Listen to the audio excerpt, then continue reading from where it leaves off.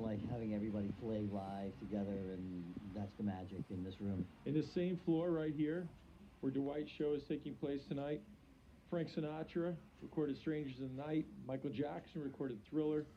Beach Boys recorded Pet Sounds. They've never changed the floor. They've never changed the walls. This is the room. In '84, you were playing around LA pretty regular, starting to work in the clubs and things. And then, is that when you started working on the Oak Records EP? And what was the thought? We actually started the Oak EP in '83. Okay. I knew Jeff Donovan, who was the drummer for the King Bees, who had been the second drummer for the King Bees, the sort of neo-rockabilly band that Jamie James created and fronted and wrote for him. And I knew, just through mutual acquaintance, I knew Jeff, and I've watched him play, and I thought, man, he's a swinging drummer. And Pete Anderson, who I was playing some gigs with at the time, and had designs about, because I had, previous to that, ironically, been in this room about 1981, let me think, 80 and 81, yeah, 1980 and 81, I cut demos in this room. Oh, I cut the demos over in another adjoining room. This is Studio 1, Studio 2, 3, and 4. Here at United Western, it was titled, it was named at that point. It was the old Western Recorders. This room was part of an old grocery store that Frank Sinatra helped Bill Putman buy, and they put this studio together, the collection of rooms, the studios, which went on to become historic rooms in the annals of Los Angeles pop music and country music. As Western Recorders, and it was the home base for Frank's Reprise record label. He cut That's Life in this room. He cut My Way in this room.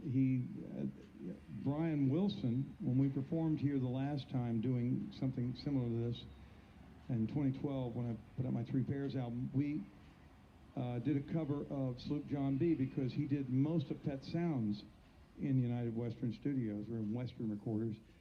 I can't remember when the two studios merged, because what became Ocean Way, which is a building away from here, was United Studios, and Western Recorders were here, and it became a merged group at one point, United Western.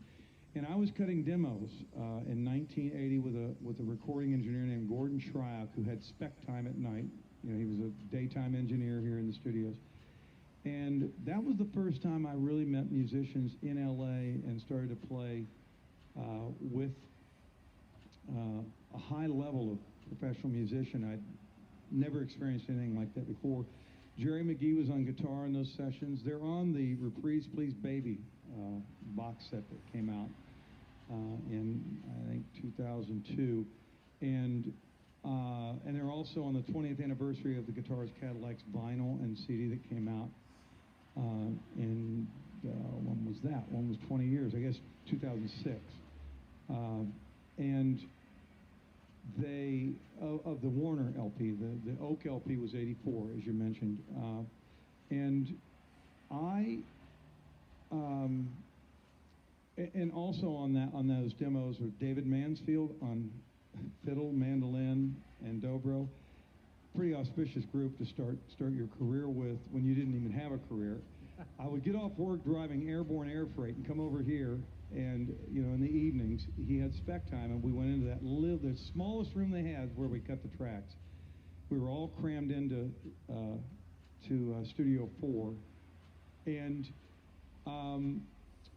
I also on those records, J.D. Maness on steel, and Glendy Harden on piano. So Gordon pulled in some really exceptional musicians to play with me. And I did those demos.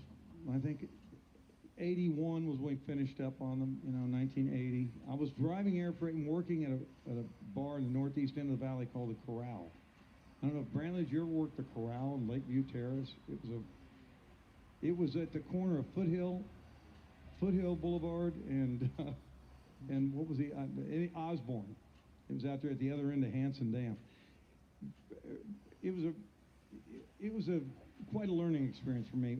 I did 12 months in that bar on the off nights, 5 sets a night. I guess I didn't rate doing the on nights. I was doing Sunday night, Monday night, Tuesday night, and Wednesday. And then they had another band Thursday, Friday, Saturday. But, you accumulate that 10,000 hours one way or the other. And it was, so I met Pete in there. And Pete knew Brantley and knew J.D. Foster, who was an upright bass player and an electric bass player. And he said, I got an idea. Because he heard the demos, and we were like, well, it maybe wasn't quite focused with what, he believed what I was writing and able to maybe record would be. So it was through, Pete that I met Brantley and I met J.D. But Jeff Donovan came vis-a-vis me. I said, there's this guy, if he'll come play with us, he's a rocker, he's great. And those three musicians with Pete and myself, Pete and I had been kind of circling one another and playing, sitting. I sat in with his band a couple of times, and we talked about music. He listened to a bunch of my songs, and like I said, the demos.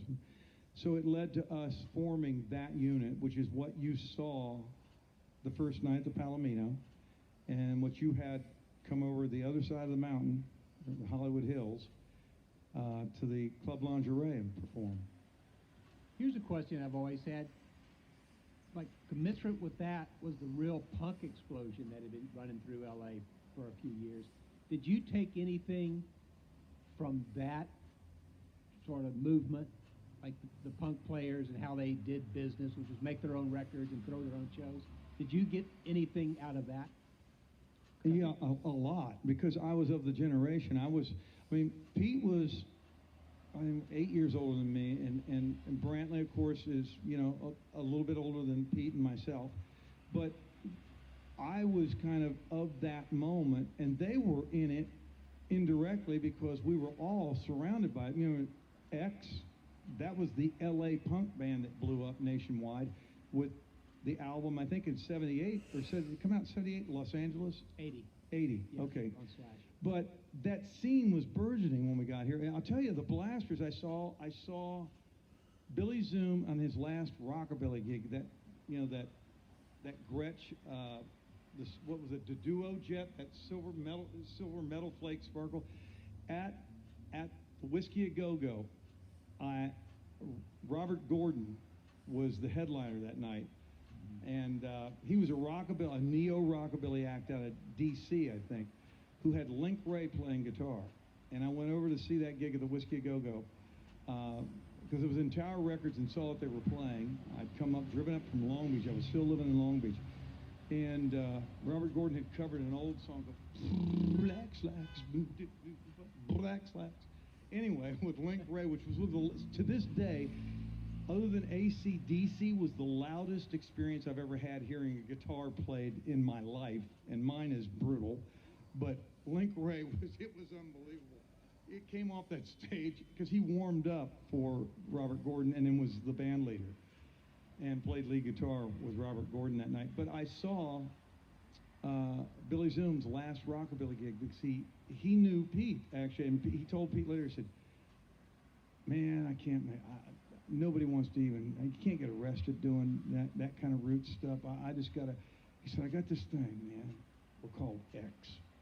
And that became that band that Billy, and John Doe and Exene, formed. And then later with us, their incarnation as the Knitters gave way to us playing gigs with them. We, were able to access that crowd.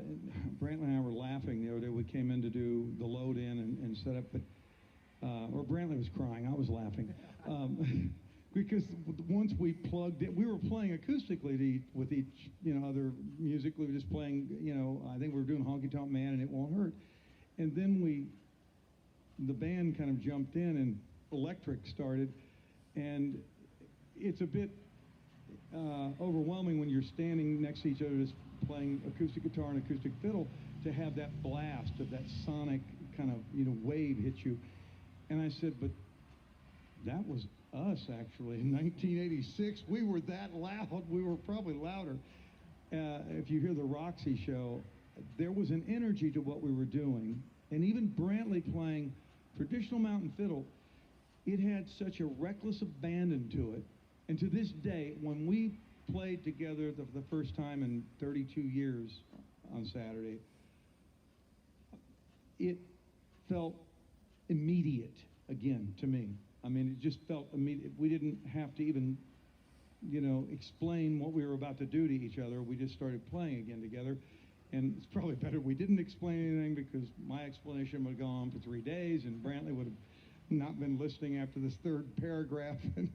And he would, but, we were doing something, and you saw those shows. Yeah. The affinity that we had to the punk scene in L.A., I mean, because the cowpunk movement was born out of punk bands that decided they wanted to play country music. Mm-hmm. And that happened about 1980, 81, 82. So a year after X explodes, they start exploring their homage to the Weavers, which became the Knitters, and the Plugs with a Z became Del Fuegos, mm-hmm. and Rank and File was formed out of the Dills. So all this was happening kind of in the midst of me playing a hardcore hillbilly bar, and Brantley and I were talking about the Palomino and going in there, and, when you arrived, you said in 1978, it was like kind of a revelation, right, to walk into the Palomino the first night and watch that, and to see all of that, the purity of that. They, because every Thursday night was a hoot night, Palomino. I mean, anybody with the guitar could come in, sign up, and get up. But the house band were real players. I mean, Skip Edwards was leading the band at different times, who ended up playing on a lot of my records on piano and keyboards. And I didn't know how many lives I would, kind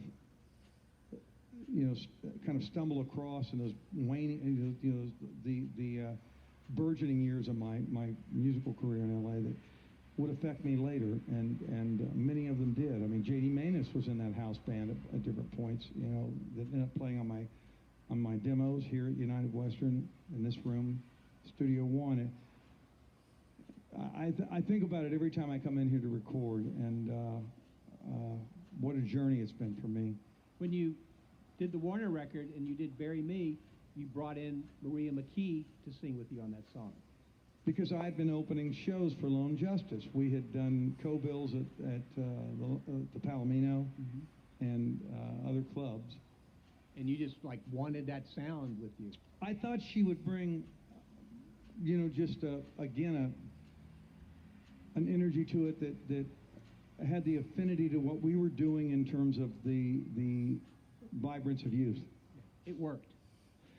I think it did. She did a great job with it. Yeah, so, Bury Me was, in that incarnation, had Maria McKee on it, and we're blessed by it. I wrote the title track, but I'd run out of money when I was cutting the EP, and it was based on a mutual friend of ours, Bill Campbell, getting fed up with listening to somebody tell him one night at a bar we were all standing in all about the music business, and Bill kind of reared back and went, after he'd listened to about 15 or 20 minutes of this guy just going on and on and on. It was actually a talented harmonica player named Jude Logan, funny guy, hilarious guy, but Bill was in a band with him, and he just said, I just always figured it was about guitars and Cadillacs.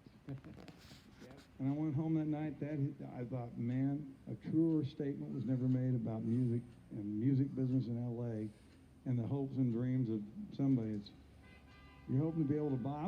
I wanted so long to buy a real Martin. I couldn't afford it. I had a Takamine knockoff of it for 3 years when I first got here.